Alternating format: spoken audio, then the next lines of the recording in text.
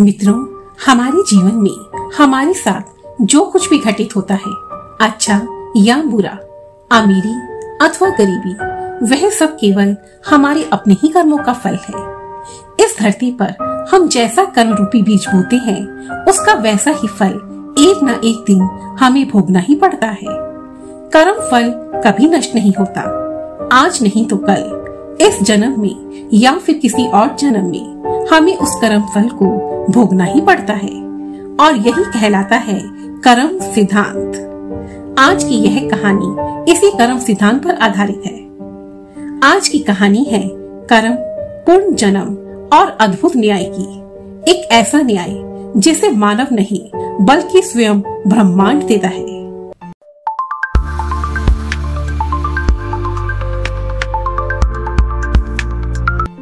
बात बहुत पुरानी है।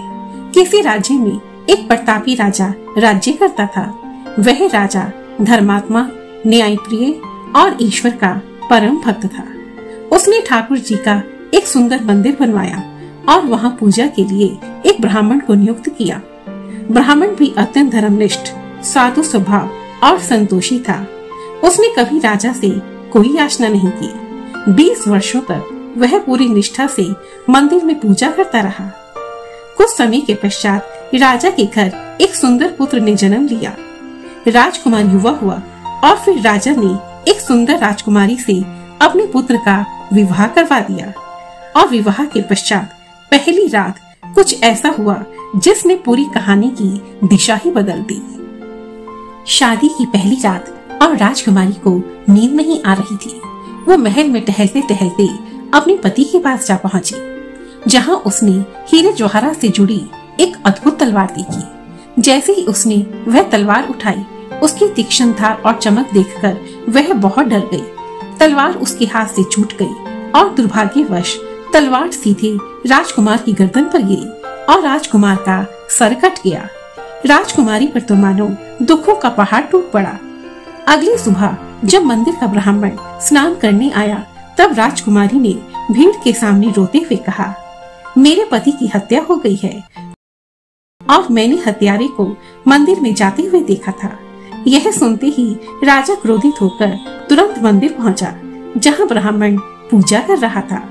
ब्राह्मण बार बार कहता रहा, महाराज, मैं निर्दोष हूँ।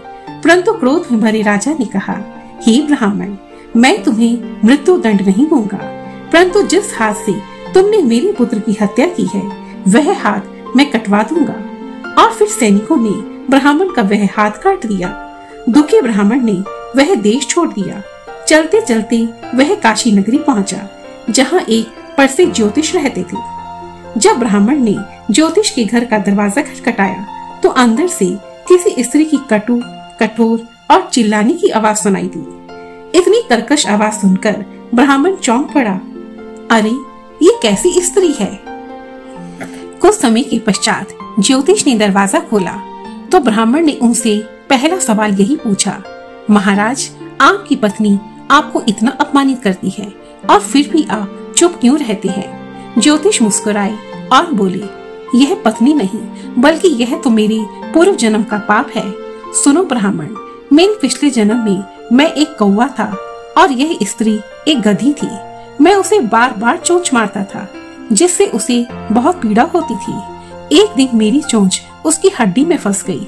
वह पीड़ा से तड़पते हुए गंगा नदी में कूद पड़ी। मैं भी उसके साथ बह गया और हम दोनों की मृत्यु हो गई। गंगा के प्रभाव से मैं इस जन्म में ज्योतिष बना और वह गधी मेरी पत्नी बनी। अब इस जन्म में वह मुझे गालियां देकर अपना पिछला हिसाब पूरा कर रही है और मैं शांत मन से सब सह रहा हूँ, क्योंकि यह मेरे अपने ही कर्मों का फल है। अब ब्राह्मण ने ज्योतिष को अपनी कथा सुनाई और पूछा, महाराज, मैं तो निर्दोष था, फिर भी मेरा हाथ क्यों काट दिया गया? ज्योतिष ने उत्तर दिया, हे ब्राह्मण, पिछले जन्म में तुम एक तपस्वी थे। राजकन्या एक गाय थी और राजकुमार एक कसाई। एक दिन गाय कसाई से अपनी जान बचाने के लिए भागी और तुम्हारे सामने आ गई। कसाई ने तुमसे पूछा, गाय किधर गई? तुमने झूठ न बोलने के प्रण के कारण हाथ से इशारा कर दिया और कसाई ने जाकर गाय को मार डाला। हे ब्राह्मण, तुम्हारे उसी हाथ से किए गए इशारे के पाप के कारण इस जन्म में तुम्हारा वही हाथ काट दिया गया था। इसलिए हे ब्राह्मण, यह तुम्हारी अपने ही कर्मों का फल है, इसमें किसी का कोई दोष नहीं है। ज्योतिष की बात सुनकर ब्राह्मण की आंखों में आंसू आ गए। उसने ज्योतिष को प्रणाम किया और वहां से चल पड़ा। उसे उसके सभी प्रश्नों का उत्तर मिल चुका था। आखिर किसी ने ठीक ही कहा है, जैसे एक बछड़ा 1000 गायों की भीड़ में भी अपनी माँ को ढूंढ ही लेता है, उसी प्रकार कर्म भी करोड़ों लोगों में अपने कर्ता को ढूंढ ही लेता है। धन्यवाद।